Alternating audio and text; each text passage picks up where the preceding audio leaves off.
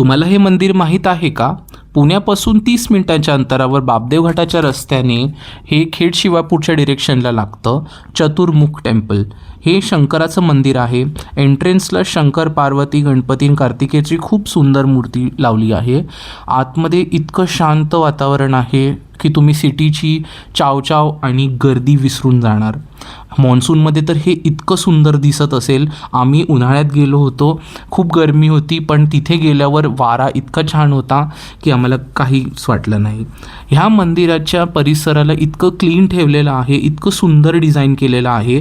आतमध्ये डॉग्स असेच फिरत असतात, मानो महादेवांचंच स्मरण करत आहेत. आणि आतमध्ये स्वच्छता खूप आहे, दर्शन खूप इझिली झालं, गर्दी नव्हती अगदी. हे डॉगो माझ्या मागेच पळत होतं. साईडला दत्तगुरूंचं मंदिर आहे आणि मी तिथे दर्शन अगदी निवांतपणे घेतलं. खूप बरं वाटत होतं.